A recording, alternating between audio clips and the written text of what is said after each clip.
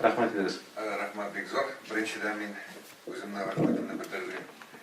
Шушы конференцияның ұйыштыру комитетінің рәисі, мәчетінің директоры Рүстем Хазіретке һәм аның ярдәмчесе Ринал Хазиевқа, чөнки менә шулай чакыру менә шулай итеп очрашу ул бик зур тарихи әйтик вакыйга.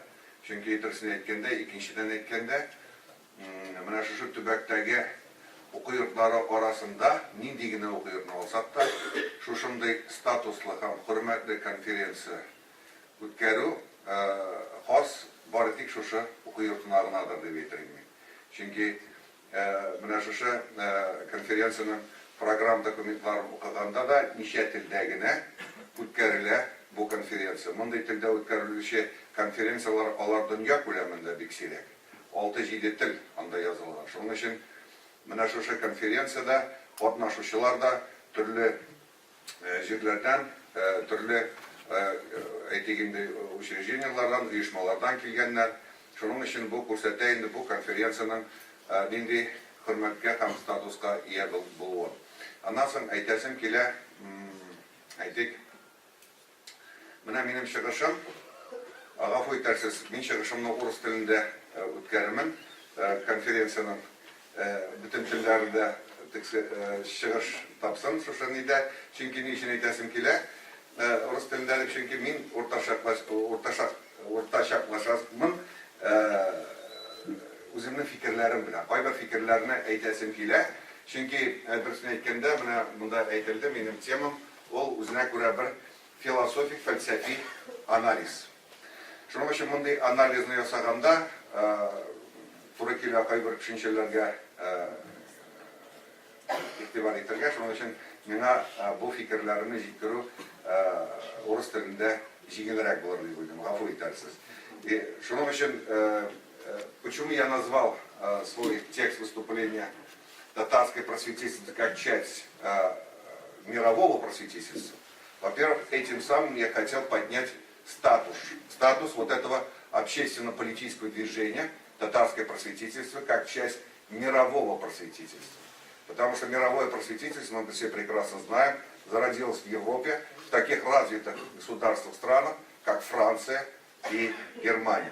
Это свидетельство о том, что такое явление может возникнуть только у тех народов, у наций, которые имеют довольно очень высокое развитие. И они сформировались как мощная национальная единица. Но, несмотря на то, что мы имеем много общего с европейским, с мировым просветительством, у нас есть свои очень интересные особенности. Я поэтому этими мыслями хотел здесь поделиться. Конференция — это всегда место для того, чтобы мы с вами делились своими мыслями, идеями, чтобы было дальнейшее развитие в этом плане. Правда, тема нашей конференции связана с мусульманским, с религиозным просвещением. Но я хочу вам сказать, что религиозное просвещение, религиозное образование, татарское религиозное образование — это часть татарского просветительства. Это очень особенная и очень важная часть вот этого явления, события тоже. Но мы все прекрасно знаем, все здесь, многие здесь обучались в университетах, в институтах и проходили, наверное, некоторые дисциплины социального, гуманитарного плана дисциплины. И там мы все проходили это общественно-политическое движение просветительства. И мы знаем цели этого движения, цели этого явления. Мы же прекрасно знаем, для чего мы обучаем, для чего занимаемся просвещением. На что это движение, это обучение, просвещение направлено. Оно направлено, чтобы улучшить наши условия жизни. Поэтому целью просветительства, как мирового явления, это было изменение тех общественных порядков, тех общественных устоев, которые не устраивали многих людей в обществе. Поэтому это было такое очень важное. И сейчас я в связи с этим потихоньку перейду к особенностям, потому что цель понятна. Изменение тех общественных устоев, той системы, которая не устраивала большинство людей, именно в части образованных людей. Но какими средствами, какими путями они достигают, это уже задачи этой цели, методика достижения этой цели.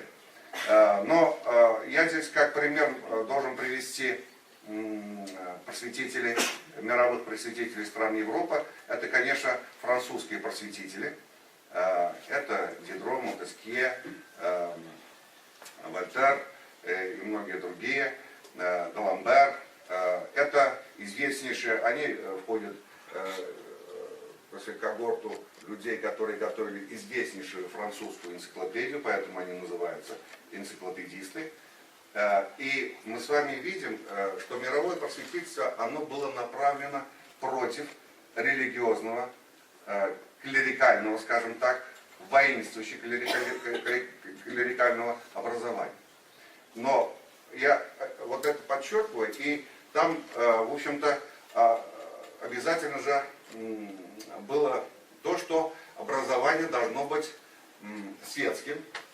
Вот видите, уже общее такое, да, объединяет татарское просветительство, потому что татарское просветительство, как общественно-политическое движение, как явление, возникло в XIX веке.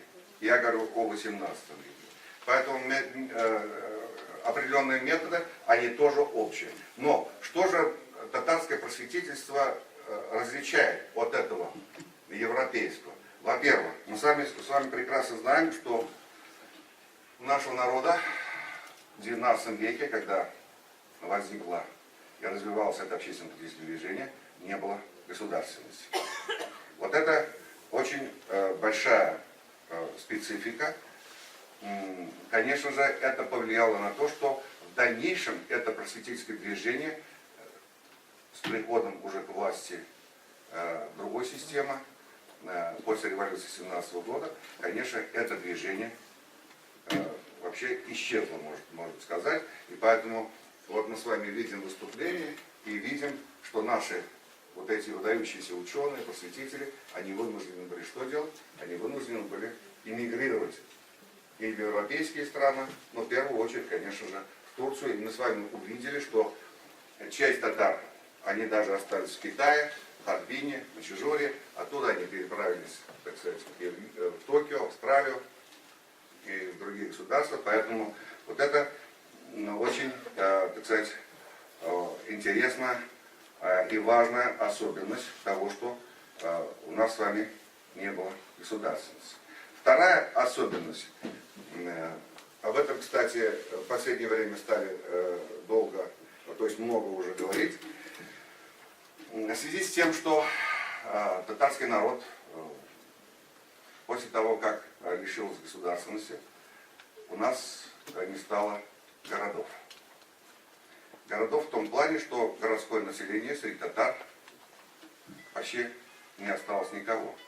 Все города были заселены, вы прекрасно знаете, теми русскими, которые были привезены сюда из центральных районов России. К чему это вело? Мы с вами говорим об образовании, о просветительстве. Конечно же, именно город готовит вот тот слой интеллектуалов, образованных людей, который и является основой этого общественно-политического движения, который ставит цели, который ставит задачи и способы, методы решения, метода достижения этой цели. Поэтому это тоже вторая очень интересная особенность. У нас не стало городского населения. Поэтому все прекрасно знаем те образовательные учреждения, которые стали открываться, или новые, уже в XIX веке, да, новые методные, так называемые, они всегда находились где? В деревнях. Это деревенское население. Вот вторая особенность того просветительского движения, в том числе и религиозного, конечно же.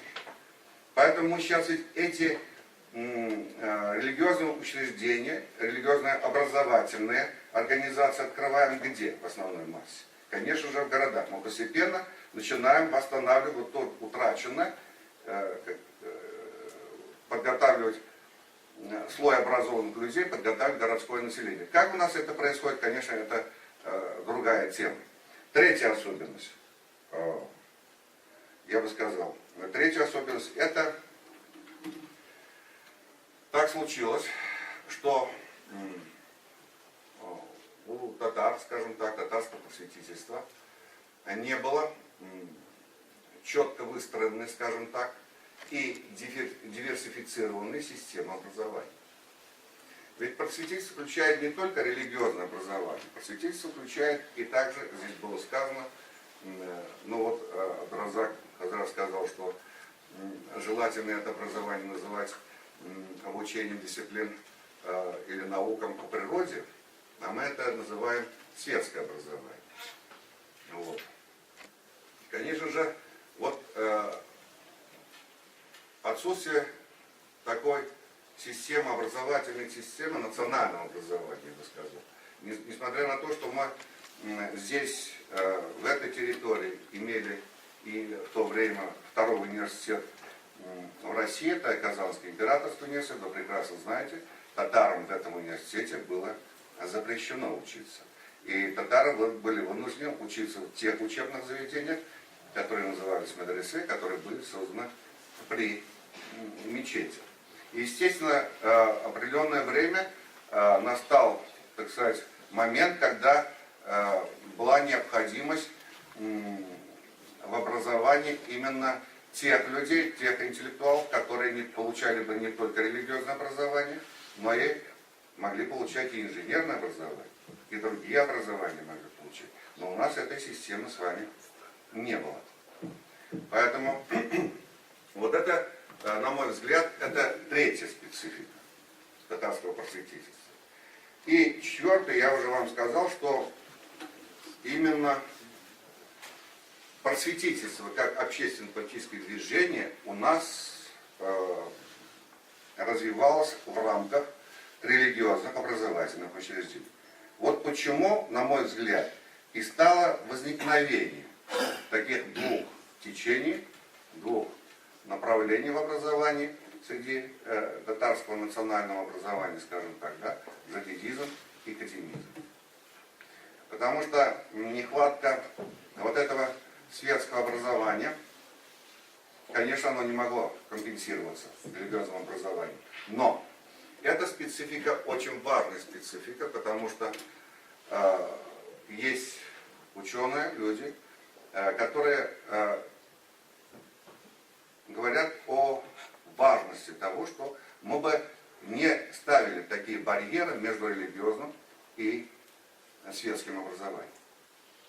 Вот то, что многое в татарском движении, в обучении, в светском образовании происходило в рамках вот этого, скажем так, религиозного образования, это дало возможность сохранить то единство, которое было в двух этих направлениях, светского и религиозного образования. Поэтому я сам сторонник того, что те люди, которые обучаются и религиозному образованию, то есть получали религиозное образование, очень хорошо знали и светской дисциплины, светской предметы. Это очень важно. Потом, вот если мы говорим о таком моменте, о таком явлении, как европейское, мы с вами знаем, что во многих очень престижных университетах есть теологические факультеты. Вообще Европа очень в этом плане имеет большие традиции в развитии именно теологического образования, потому что в Европе мощно развивалась религиозная философия, и философия определенное время в Средневековье была служанкой всего образования, в том числе служанкой и религии. И поэтому, исходя из этого, наверное, и сторонник того, чтобы мы бы не ставили большой барьер, такой огромный водораздел между светским и религиозным образованием. Это очень важно. Вот. Ну вот все те, как бы я сказал, особенности, которые я бы выделил в просветительстве мировом, то есть в татарском просветительстве, как части мирового просветительства. И те моменты, которые нам, наверное, необходимо учитывать, когда мы будем конкретно какие-то рассматривать каких-то мыслителей, каких-то просветителей, почему они вынуждены так были поступать, почему они так писали, с таких точек зрения, например, да. Здесь уже проскальзывались определенные мысли в том плане, что они тоже не ставили большого вот раздела между вот этими религиозным просвещением, религиозным образованием, в том числе и светским образованием, обучению дисциплин, так сказать, наук о природе, об обществе. Потому что, как бы вы ни говорили, что мы, конечно же, являемся частью этого общества, и часть тех изменений, и технических, и технологических изменений, которые требуют уже современной трактовки, быть современными в этом плане. Спасибо за внимание. Вот некоторые соображения, которые я бы здесь хотел до вас донести. Если есть вопросы, я буду отвечать на эти вопросы, а если вопросы возникнут, я могу на них ответить во время уже работы. Педуниверситеттен біздің Владимирович Рашат Анварович. Мне кажется, еще есть одно пятое особенность нашего государственного просвещения. Потому что, если взять хотя бы Марчани, религиозный наш деятель, да, он ратовал за то, чтобы в медресе преподавали светские дисциплины. Вот еще как бы некая особенность. Как бы продолжение вот тех идей, потому что действительно, чтобы не было каких-то резких противоставлений исламского образования и светского образования.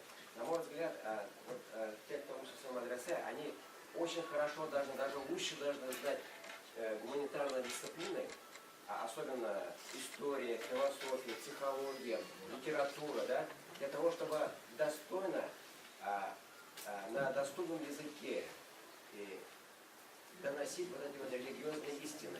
Потому что если человек действительно не знает гуманитарной дисциплины, он не может вести дискуссию и довести, то есть он будет говорить уже на каком-то другом языке. Правильно, согласен. Но я бы не сказал, что это как бы противопоставление вот этих дисциплин, вот этого знания друг другу, потому что это знание не надо представлять, и поэтому эти дисциплины и надо преподавать. И там, и тут, в каких бы этих не было. Что касается связи, это очень конкретно проявляется. Даже вот такая наука лингвистики, я с лингвистического университета, да, здесь очень много лингвистов, которые знают, что есть такая наука в лингвистике, называется семантика, семасиология. И когда те, которые хафизы или религиозные, то есть верующие, читают Коран, они же обращаются к этим текстам, к этим смыслам, к этим знакам. Это, потому что это уже во многих науках они изучены. Я просто не хотел бы долго здесь останавливаться. Философия это очень сильно изучена. Какие смыслы несут эти знаки, эти слова. Это очень важно. Без таких вот фундаментально, именно фундаментально. Я не хочу сказать, как бы они светские, не светские. Мы еще не разбираемся, а что такое светское образование. Это, может быть, наш Творец дал нам изучать эти дисциплины тоже, да? Вот. Мы немножко по-другому. Чем мы, так сказать, больше открываем эти законы, тем мы больше приближаемся к нашему с вами Творцу. Потому что мы изучаем, узнаем то, что Он нам уже дал, открыл, а мы открываем это для себя. Но этот барьер перейти за пределы человеческого, мы это не сможем. Потому что мы ограничены, это об этом написано, не мне вам читать эти вещи, потому что в наших мыслях, в наших действиях мы в любом случае ограничены. Мы не можем перейти за человеческое, за предельное, за эту, как назвали работу Аристотеля, да, который классифицировал работу Аристотеля, там работа была названа метафизика. То есть мы не можем выйти за природу своей сущности. Да.